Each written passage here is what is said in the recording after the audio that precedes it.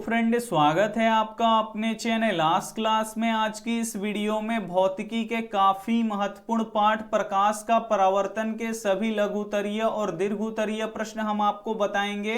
जितना भी हम आपको लघुत्तरीय और दीर्घोत्तरीय प्रश्न बताएंगे ये आपके बोर्ड परीक्षा के लिए काफी महत्वपूर्ण होगा।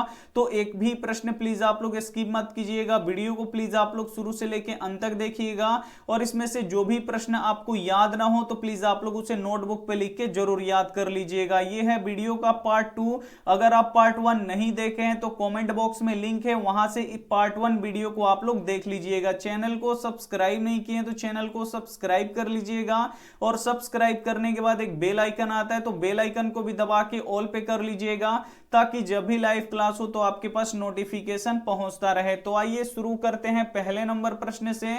पहला नंबर प्रश्न है कि प्रतिबिंब क्या है और ये कितने प्रकार के होते हैं। काफी महत्वपूर्ण प्रश्न है और ये प्रश्न बोर्ड परीक्षा में बहुत बार पूछा गया है। यहाँ पे प्रश्न है कि प्रतिबिंब क्या है और ये कितने प्रकार के होते हैं। तो आइए इसका उत्तर देख लेते हैं। सबसे पहले हम समझेंगे कि प्रतिबिंब क्या है। तो किसी बिंदु स्रोत से चलने वाली प्रकाश की किरणें दर्पण से परावर्तन के बाद जिस बिंदु पर मिलती है या मिलती हुई मालूम पड़ती है उसे प्रतिबिंब कहते हैं। तो यहाँ पे आपको प्रतिबिंब समझ में आ गया होगा कि प्रतिबिंब क्या है। तो प्रतिबिंब किसी बिंदु स्रोत से चलने वाली प्रकाश की किरणें दर्पण से परावर्तन के बाद जिस बिंदु पर मिलती है या मिलती हुई मालूम पड़ती है उसे प्रतिबिंब कहते हैं। प्रतिबिंब दो प्रकार के होते हैं। प्रश्न पूछता है कि प्रतिबिंब कितने प्रकार के होते हैं।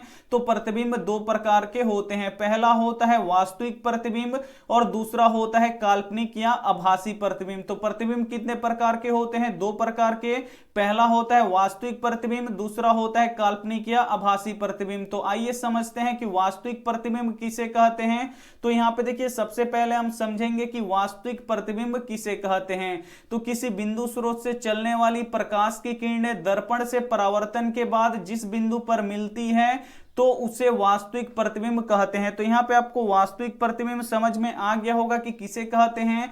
तो किसी बिंदु स्रोत से चलने वाली प्रकाश की किरणें दर्पण से परावर्तन के बाद जिस बिंदु पर मिलती है तो उसे हम वास्तविक प्रतिबिंब कहते हैं। वास्तविक प्रतिबिंब को पर्दे पर उतारा जा सकता है। काफी महत्वपूर्ण प्रश्न है और यहां से एक ऑब्जेक्टिव प्रश्न बनता है कि किस प्रतिबिंब को पर्दे पे उतार सकते हैं। तो वास्तविक प्रतिबिंब को पर्दे पर उतार सकते हैं और वास्तविक प्रतिबिंब उल्टा होता है। ये आपको याद रखना है कि जो वास्तविक प्रतिबिंब होता है ये उल्टा होता है। आइए अब समझते हैं कि काल्पनिक प्रतिबिंब किसे कहते हैं। तो किसी बिंदु स्रोत से चलने वाली प्रकाश की किरणें दर्पण से परावर्तन के बाद जिस बिंदु पर मिलती हुई मालूम पड़ती है तो उसे काल्पनिक या आभासी प्रतिबिंब कहते हैं। तो यहां पे आपको समझ में आ गया होगा कि काल्पनिक या आभासी प्रतिबिंब किसे कहते हैं। तो किसी बिंदु स्रोत से चलने वाली प्रकाश की किरणें दर्पण से परावर्तन के बाद जिस बिंदु पर मिलती हुई मालूम पड़ती है तो उसे हम काल्पनिक या आभासी प्रतिबिंब कहते हैं। काल्पनिक प्रतिबिंब को पर्दे पर नहीं उतारा जा सकता है।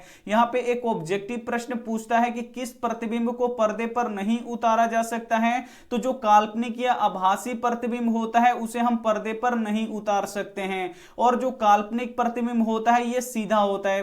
प्रश्न ऑब्जेक्टिव ये भी पूछता है कि कौन सा प्रतिबिंब सीधा होता है। तो जो काल्पनिक या आभासी प्रतिबिंब होता है ये सीधा होता है और जो वास्तविक प्रतिबिंब होता है ये उल्टा होता है। तो एक बार फिर से समझ लीजिए कि वास्तविक प्रतिबिंब किसे कहते हैं। तो किसी बिंदु स्रोत से चलने वाली प्रकाश की किरणें दर्पण से परावर्तन के बाद जिस बिंदु पर मिलती है तो उसे हम वास्तविक प्रतिबिंब कहते हैं। और जो वास्तविक प्रतिबिंब होता है इसे हम पर्दे पे उतार सकते हैं और जो वास्तविक प्रतिबिंब होता है ये हमेशा उल्टा होता है। ये आपको याद रखना है। उसके बाद हम काल्पनिक प्रतिबिंब एक बार फिर से समझा देते हैं कि किसी बिंदु स्रोत से चलने वाली प्रकाश की किरणें दर्पण से परावर्तन के बाद जिस बिंदु पर मिलती हुई मालूम पड़ती है तो उसे हम काल्पनिक या आभासी प्रतिबिंब कहते हैं। काल्पनिक प्रतिबिंब को पर्दे पर नहीं उतारा जा सकता है, ये आपको याद रखना है। और काल्पनिक प्रतिबिंब सीधा होता है, ये भी आपको याद रखना है, क्योंकि यहीं से ऑब्जेक्टिव प्रश्न पूछे जाते हैं।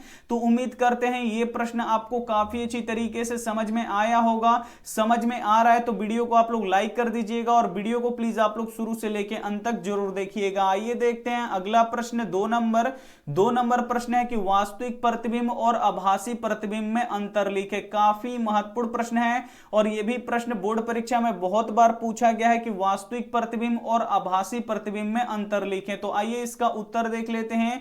एक साइड आप लोग वास्तविक प्रतिबिंब लिख लीजिएगा और दूसरे साइड आभासी प्रतिबिंब लिख दीजिएगा और एक एक करके आप लोग अंतर स्पष्ट कर दीजिएगा। तो सबसे पहले हम एक नंबर में लिखेंगे वास्तविक प्रतिबिंब में कि किसी बिंदु स्रोत से चलने वाली प्रकाश की किरणें दर्पण या किसी चमकीली सतह से परावर्तन के बाद जिस बिंदु पर मिलती है तो उसे हम वास्तविक प्रतिबिंब कहते हैं। वास्तविक प्रतिबिंब का यहां पे आपको परिभाषा लिख देना है। उसके बाद इसमें क्या करना है, आपको काल्पनिक प्रतिबिंब का परिभाषा लिख देना है कि किसी बिंदु स्रोत से चलने वाली प्रकाश की किरणें दर्पण या किसी चमकीली सतह से परावर्तन के बाद जिस बिंदु पर मिलती हुई मालूम पड़ती है तो उसे आभासी प्रतिबिंब कहते हैं। तो ये हो गया पहला अंतर।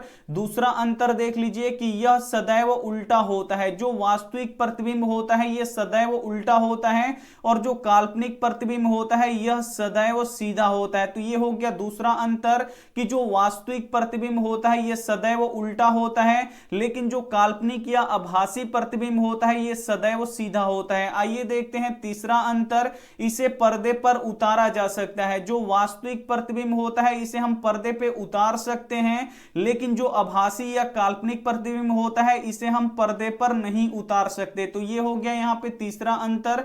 चौथा अंतर देख लीजिए, यह किरणों के वास्तविक रूप से काटने पर बनता है। जो वास्तविक प्रतिबिंब होता है यह किरणों के वास्तविक रूप से काटने पर बनता है। और चौथा देख लीजिए, यह किरणों के वास्तविक रूप से काटने से नहीं बनता है बल्कि इसे पीछे बढ़ाने पर मिलता है। तो यह था वास्तविक प्रतिबिंब और आभासी प्रतिबिंब में अंतर और यह भी प्रश्न आपको काफी अच्छी तरीके से समझ में आ गया होगा। आइए देखते हैं अगला प्रश्न 3 नंबर की गोलीय दर्पण किसे कहते हैं और ये कितने प्रकार के होते हैं। काफी महत्वपूर्ण प्रश्न है। यहां पे आपको बताना है कि गोलीय दर्पण किसे कहते हैं और ये कितने प्रकार के होते हैं। तो आइए इसका उत्तर देख लेते हैं। गोलीय दर्पण उस दर्पण को कहते हैं जिसका परावर्तक सतह किसी खोखले गोले जैसा गोलीय हो तो उसे गोलीय दर्पण कहते हैं। तो आपको समझ में आ गया होगा कि गोलीय दर्पण किसे कहते हैं। तो गोलीय दर्पण उस दर्पण को कहते हैं जिसका परावर्तक सतह किसी खोखले गोले जैसा गोलीय हो तो उसे हम गोलीय दर्पण कहते हैं। यहां पे जो ये ब्लू लाइन है इसका परावर्तक सतह है और ये परावर्तक सतह एकदम गोलीय है। तो ये कौन सा दर्पण होगा, तो ये गोलीय दर्पण होगा। गोलीय दर्पण 2 प्रकार के होते हैं। प्रश्न पूछा जाता है कि गोलीय दर्पण कितने प्रकार के होते हैं। तो गोलीय दर्पण 2 प्रकार के होते हैं। पहला होता है उत्तल दर्पण और दूसरा होता है अवतल दर्पण। तो आइए समझते हैं कि उत्तल दर्पण किसे कहते हैं। तो यहां पे सबसे पहले हम समझेंगे कि उत्तल दर्पण किसे कहते हैं। तो जिस दर्पण का परावर्तक सतह आगे के तरफ उभरा हुआ होता है तो उसे हम उत्तल दर्पण कहते हैं। तो यहां पे आपको समझ में आ गया होगा कि उत्तल दर्पण किसे कहते हैं। तो जिस दर्पण का परावर्तक सतह आगे के तरफ उभरा हुआ हो तो उसे उत्तल दर्पण कहते हैं। यहां पे आप लोग देख सकते हैं ये उत्तल दर्पण है और इसका जो परावर्तक सतह है, ये जो ब्लैक लाइन देख रहे हैं इसका परावर्तक सतह है और इसका परावर्तक सतह आगे के तरफ उभरा हुआ है। तो ये कौन सा दर्पण होगा, तो ये उत्तल दर्पण होगा। यहां पे देखिए आगे क्या लिखा है कि उत्तल दर्पण में वस्तु का प्रतिबिंब हमेशा छोटा और सीधा बनता है। काफी यहां से महत्वपूर्ण ऑब्जेक्टिव प्रश्न पूछा जाता है कि किस दर्पण में छोटा और सीधा प्रतिबिंब बनता है। तो उत्तल दर्पण में छोटा और सीधा प्रतिबिंब बनता है। आइए देखते हैं कि अब अवतल दर्पण किसे कहते हैं। तो जिस दर्पण का परावर्तक सतह अंदर के तरफ धंसा हो तो उसे हम अवतल दर्पण कहते हैं। तो यहां पे अब आपको अवतल दर्पण भी समझ में आ गया होगा कि जिस दर्पण का परावर्तक सतह अंदर के तरफ धंसा हो तो उसे हम अवतल दर्पण कहते हैं। यहां पे आप लोग देख सकते हैं अवतल दर्पण का ये चित्र है और इसका जो परावर्तक सतह, ये जो बैक वाला जो ब्लैक लाइन है यहां पे आप लोग देख सकते हैं ये अंदर के तरफ में धंसा हुआ है और जिस भी दर्पण का परावर्तक सतह अंदर के तरफ में धंसा हुआ होता है उसे हम अवतल दर्पण कहते हैं। और आगे देखिए यहां पे क्या लिखा है कि अवतल दर्पण में वस्तु का प्रतिबिंब बड़ा और छोटा दोनों बनता है। जो उत्तल दर्पण होता है इसमें वस्तु का प्रतिबिंब हमेशा छोटा बनता है, लेकिन जो अवतल दर्पण होता है इसमें वस्तु का प्रतिबिंब बड़ा और छोटा दोनों बनता है। तो उत्तल दर्पण एक बार फिर से समझ लीजिए कि जिस दर्पण का परावर्तक सतह आगे के तरफ उभरा हुआ हो तो उसे उत्तल दर्पण कहते हैं। और उत्तल दर्पण में वस्तु का प्रतिबिंब छोटा और सीधा बनता है। और अवतल दर्पण किसे कहते हैं? तो जिस दर्पण का परावर्तक सतह अंदर की तरफ धंसा हो तो उसे हम अवतल दर्पण कहते हैं। और अवतल दर्पण में वस्तु का प्रतिबिंब बड़ा और छोटा दोनों बनता है। तो उम्मीद करते हैं यह भी प्रश्न आपको काफी अच्छी तरीके से समझ में आ गया होगा। समझ में आ गया है तो प्लीज आप लोग वीडियो को लाइक कर दीजिएगा और वीडियो को प्लीज आप लोग शुरू से लेकर अंत तक देखिएगा। और इसमें से जो भी प्रश्न आपको याद ना हो तो प्लीज आप लोग उसे नोटबुक पे लिख के जरूर याद कर लीजिएगा। आइए देखते हैं अगला प्रश्न 4 नंबर। और 4 नंबर भी प्रश्न काफी महत्वपूर्ण है कि उत्तल दर्पण और अवतल दर्पण में अंतर लिखे। काफी महत्वपूर्ण प्रश्न है और यह प्रश्न बोर्ड परीक्षा में बहुत बार पूछा गया है कि उत्तल दर्पण और अवतल दर्पण में अंतर लिखे। तो आइए इसका उत्तर देख लेते हैं। एक तरफ आपको उत्तल दर्पण लिख देना है और दूसरे तरफ अवतल दर्पण लिख देना है और एक एक करके अंतर आपको लिख देना है। तो आइए देखते हैं उत्तल दर्पण में पहला अंतर, उत्तल दर्पण का परावर्तक सतह उभरा होता है। जो उत्तल दर्पण का परावर्तक सतह होता है यह बाहर के तरफ में उभरा हुआ होता है। और अवतल दर्पण में देख लीजिए, अवतल दर्पण का परावर्तक सतह अंदर की तरफ धंसा हुआ होता है। तो यह हो गया यहां पे पहला अंतर। अब यहां पे हम देख लेते हैं दूसरा अंतर। उत्तल दर्पण में हमेशा काल्पनिक प्रतिबिंब बनता है। जो उत्तल दर्पण होता है इसमें हमेशा काल्पनिक प्रतिबिंब बनता है। और अवतल दर्पण में देख लेते हैं, अवतल दर्पण में वास्तविक और काल्पनिक दोनों प्रतिबिंब बनता है। जो अवतल दर्पण होता है इसमें वास्तविक प्रतिबिंब भी बनता है और काल्पनिक प्रतिबिंब भी बनता है, लेकिन उत्तल दर्पण में केवल काल्पनिक प्रतिबिंब बनता है। तीसरा अंतर देख लीजिए, इसमें छोटा प्रतिबिंब बनता है। जो उत्तल दर्पण होता है इसमें हमेशा वस्तु का छोटा प्रतिबिंब बनता है और अवतल दर्पण में देख लीजिए इसमें बड़ा छोटा दोनों प्रतिबिंब बनता है। जो अवतल दर्पण होता है इसमें बड़ा भी प्रतिबिंब बनता है, छोटा भी प्रतिबिंब बनता है, लेकिन जो उत्तल दर्पण होता है इसमें केवल छोटा ही प्रतिबिंब बनता है। और चौथा अंतर देख लीजिए, इसमें सीधा प्रतिबिंब बनता है। जो उत्तल दर्पण होता है इसमें वस्तु का हमेशा सीधा प्रतिबिंब बनता है और यहां पे अवतल दर्पण में देख लीजिए कि इसमें सीधा उल्टा दोनों प्रतिबिंब बनता है। जो अवतल दर्पण होता है इसमें वस्तु का सीधा भी प्रतिबिंब बनता है और उल्टा भी प्रतिबिंब बनता है, दोनों प्रकार का यहां पे प्रतिबिंब बनता है। यहां पे देख लीजिए 5 नंबर, इसका दृष्टि क्षेत्रफल बड़ा होता है और इसका दृष्टि क्षेत्रफल छोटा होता है। तो ये था उत्तल दर्पण और अवतल दर्पण में अंतर। एक बार फिर से समझ लीजिए क्योंकि यह प्रश्न काफी महत्वपूर्ण है। जो उत्तल दर्पण होता है इसका जो परावर्तक सतह होता है यह बाहर की तरफ में उभरा हुआ होता है और जो अवतल दर्पण होता है इसका परावर्तक सतह अंदर की तरफ में धंसा हुआ होता है। यह हो गया पहला अंतर। दूसरा अंतर देख लीजिए कि उत्तल दर्पण में हमेशा काल्पनिक प्रतिबिंब बनता है और जो अवतल दर्पण होता है इसमें वास्तविक और काल्पनिक दोनों प्रकार के प्रतिबिंब बनता है। उत्तल दर्पण में इसमें क्या होता है कि वस्तु का छोटा प्रतिबिंब बनता है और जो अवतल दर्पण होता है इसमें वस्तु का बड़ा और छोटा दोनों प्रतिबिंब बनता है। चौथा अंतर इसमें यह है कि इसमें सीधा प्रतिबिंब बनता है। जो उत्तल दर्पण होता है इसमें सीधा प्रतिबिंब बनता है और जो यहां पे अवतल दर्पण होता है इसमें सीधा और उल्टा दोनों प्रकार के प्रतिबिंब बनता है। और यहां पे पांचवा अंतर है कि यहां पे देखिए इसका दृष्टि क्षेत्रफल बड़ा होता है और इसका दृष्टि क्षेत्रफल छोटा होता है। तो ये भी प्रश्न आपको काफी अच्छी तरीके से समझ में आ गया होगा और ये प्रश्न आपको याद नहीं हो तो प्लीज आप लोग इस प्रश्न को लिख के जरूर याद कर लीजिएगा। आइए देखते हैं अगला प्रश्न 5 नंबर। 5 नंबर प्रश्न काफी महत्वपूर्ण है कि उत्तल दर्पण, अवतल दर्पण और समतल दर्पण के दो दो उपयोगों को लिखे। काफी महत्वपूर्ण प्रश्न है। यहां पे आपको उत्तल दर्पण, अवतल दर्पण और समतल दर्पण के दो दो उपयोगों को लिखना है। तो आइए इसका उत्तर देख लेते हैं। सबसे पहले आप लिखिएगा कि उत्तल दर्पण का दो उपयोग निम्नलिखित है। तो यहां पे सबसे पहले आप ये लाइन जरूर लिखिएगा कि उत्तल दर्पण का दो उपयोग निम्नलिखित है। उसके बाद यहां पे पहला उपयोग लिखिएगा। तो यहां पे देखिए पहला उपयोग है कि उत्तल दर्पण का उपयोग मोटर गाड़ी के साइड मिरर के रूप में किया जाता है। जो उत्तल दर्पण होता है इसका उपयोग हम मोटर गाड़ी के साइड मिरर के रूप में करते हैं, क्योंकि जो ये उत्तल दर्पण होता है ये जो पीछे से वाहनें आती हैं, गाड़ियां आती हैं, इसका छोटा और सीधा प्रतिबिंब बना के हमें दिखाता है। इसीलिए उत्तल दर्पण का उपयोग हम मोटर गाड़ी के साइड मिरर के रूप में करते हैं। आइए देखते हैं इसका दूसरा उपयोग, उत्तल दर्पण का उपयोग किसी भी वस्तु का छोटा प्रतिबिंब बनाने में किया जाता है। जो उत्तल दर्पण होता है इसका दूसरा उपयोग यह है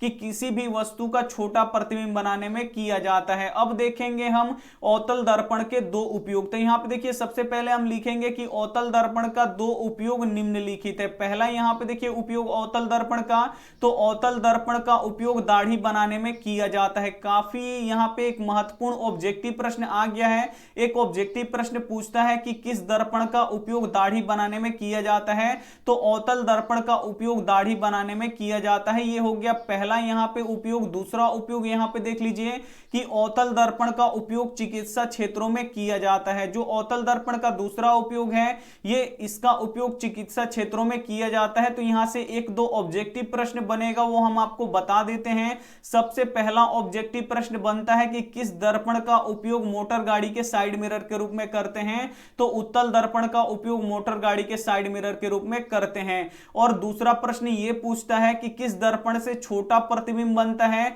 तो उत्तल दर्पण से यहां पे छोटा प्रतिबिंब बनता है। उसके बाद प्रश्न पूछा जाता है ऑब्जेक्टिव में कि किस दर्पण का उपयोग दाढ़ी बनाने में किया जाता है या हजामत बनाने में किया जाता है, तो अवतल दर्पण का उपयोग दाढ़ी या हजामत बनाने में किया जाता है। और यहां पे अगला जो ऑब्जेक्टिव प्रश्न पूछा जाता है कि किस दर्पण का उपयोग चिकित्सा क्षेत्रों में किया जाता है, यानी डॉक्टरी क्षेत्र में किस दर्पण का प्रयोग किया जाता है, तो अवतल दर्पण का प्रयोग किया जाता है। आइए देखते हैं अब समतल दर्पण के उपयोग। तो आपको यह लाइन लिखना बिल्कुल भी आप लोग मत भूलिएगा कि समतल दर्पण का दो उपयोग निम्नलिखित है। पहला उपयोग यहां पे देख लीजिए कि समतल दर्पण का उपयोग चेहरा देखने में किया जाता है। जो हमारे घर के मिरर होते हैं, जो आईने होते हैं जिसमें हम अपना चेहरा देखते हैं, वो समतल दर्पण होता है। समतल दर्पण का उपयोग हम चेहरा देखने में करते हैं, पहला उपयोग हो गया। और इसका दूसरा उपयोग देख लीजिए, इसका उपयोग ड्रेसिंग टेबलों में किया जाता है। जो घर के ड्रेसिंग टेबल होते हैं उसमें हम क्या करते हैं कि यहां पे समतल दर्पण का यहां पे प्रयोग करते हैं। तो यहां पे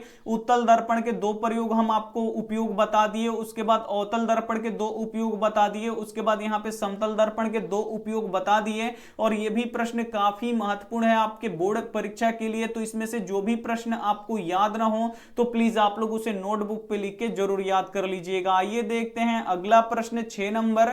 और 6 नंबर भी प्रश्न काफी महत्वपूर्ण है कि समतल दर्पण द्वारा बने प्रतिबिंब की विशेषता को लिखे। काफी महत्वपूर्ण प्रश्न है कि जो समतल दर्पण द्वारा जो प्रतिबिंब बनता है उसकी विशेषता को क्या करना है, लिख देना है। तो आइए इसका उत्तर देख लेते हैं। सबसे पहले आप लिखिएगा कि समतल दर्पण द्वारा बने प्रतिबिंब की विशेषता निम्नलिखित है। पहला यहां पे विशेषता लिखिएगा कि समतल दर्पण में वस्तु का प्रतिबिंब हमेशा दर्पण के पीछे बनता है। जो समतल दर्पण होता है इसमें वस्तु का प्रतिबिंब कहां पे बनता है, तो हमेशा दर्पण के पीछे बनता है। ये पहला विशेषता हो गया। आइए देखते हैं इसका दूसरा विशेषता कि प्रतिबिंब का आकार वस्तु के आकार के बराबर होता है। जो समतल दर्पण होता है इसमें जो प्रतिबिंब का आकार होता है वो वस्तु के एकदम बराबर होता है, ना ही बड़ा होता है और ना ही छोटा होता है, एकदम वस्तु के आकार के बराबर होता है। आइए देखते हैं अब हम इसका तीसरा विशेषता कि प्रतिबिंब हमेशा सीधा बनता है। जो यहां पे जो समतल दर्पण में जो प्रतिबिंब बनता है वो हमेशा यहां पे सीधा बनता है। चौथा विशेषता देख लीजिए,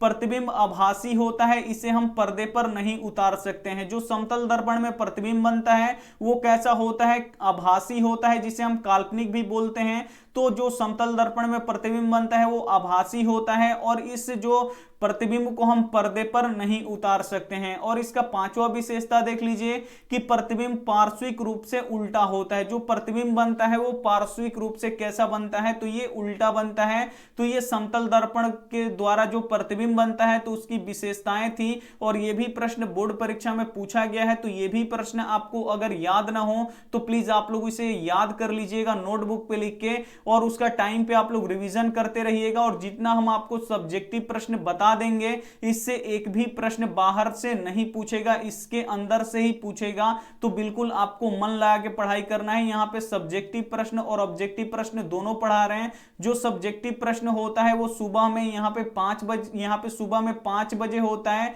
और यहाँ पे जो ऑब्जेक्टिव प्रश्न होता है ये शाम में 7 बजे होता है। तो ये दोनों ही क्लास, अभी 2 क्लास चल रहा है, तो इन दोनों क्लास को आप लोग बिल्कुल बिल्कुल कीजिए और इसका लाभ उठाइए, और इसमें से जो भी प्रश्न आपको याद ना हो तो प्लीज आप लोग उसे नोटबुक पे लिख के जरूर याद कर लीजिए। आइए देखते हैं अगला प्रश्न 7 नंबर, और ये 7 नंबर यहां पे अंतिम प्रश्न है कि आवर्धन किसे कहते हैं। यहां पे आपको बताना है कि आवर्धन किसे कहते हैं, और यह भी प्रश्न काफी महत्वपूर्ण है। तो आइए इसका उत्तर देख लेते हैं कि प्रतिबिंब की ऊंचाई और तथा वस्तु की ऊंचाई के अनुपात को आवर्धन कहते हैं। काफी महत्वपूर्ण प्रश्न था ये कि आवर्धन किसे कहते हैं। तो आवर्धन किसे कहते हैं, तो प्रतिबिंब की ऊंचाई तथा वस्तु के ऊंचाई के अनुपात को ही आवर्धन कहते हैं। आवर्धन को एम से सूचित किया जाता है। ऑब्जेक्टिव प्रश्न पूछा जाता है कि आवर्धन को किससे सूचित किया जाता है, तो आवर्धन को एम से सूचित किया जाता है। आवर्धन का कोई भी मात्रक नहीं होता है, यह मात्रक विहीन होता है। यह आपको याद रखना है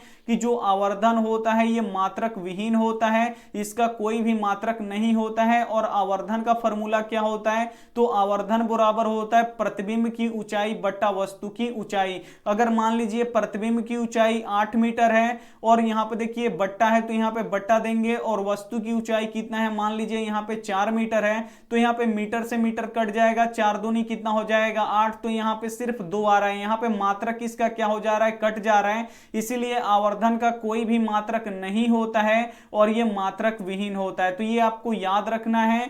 प्रश्न पूछता है कि आवर्धन का मात्रक क्या होता है, ये बार बार प्रश्न पूछा जाता है। तो आवर्धन का कोई भी मात्रक नहीं होता है, ये मात्रक विहीन होता है, इसे आपको याद रखना है। और आवर्धन का फॉर्मूला क्या होता है, तो प्रतिबिंब की ऊंचाई तथा वस्तु की ऊंचाई के अनुपात को आवर्धन कहते हैं, और इसका फॉर्मूला होता है कि प्रतिबिंब की ऊंचाई बट्टा यहां पे वस्तु की ऊंचाई, यानी एम बराबर क्या होता है, भी बट्टा यू। यहां पे भी क्या है, तो भी यहां पे प्रतिबिंब की ऊंचाई है, और यू क्या है, तो यू यहां पे वस्तु की ऊंचाई है। तो ये सभी प्रश्न आपको काफी अच्छी तरीके से समझ में आ गया होगा। और ये था वीडियो का पार्ट 2। अगर आप पार्ट 1 नहीं देखें तो कमेंट बॉक्स में लिंक है, वहां से देख लीजिएगा। और उसमें हम यहाँ पे उसमें शायद 4 ऑब्जेक्टिव प्रश्न, यहाँ पे 4 सब्जेक्टिव प्रश्न करवाए थे, और इसमें का 7 यहाँ पे करवा चुके हैं। टोटल 11 यहाँ पे हम सब्जेक्टिव प्रश्न करवा चुके हैं एक चैप्टर से।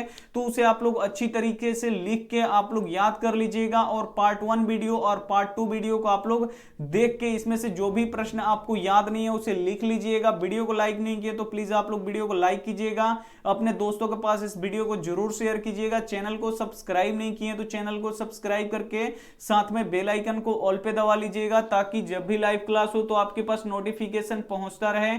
Thank you for watching. मिलते हैं अगले वीडियो में, तब तक अपना ध्यान रखिए, मन लगा के पढ़ाई कीजिए। Take care and bye.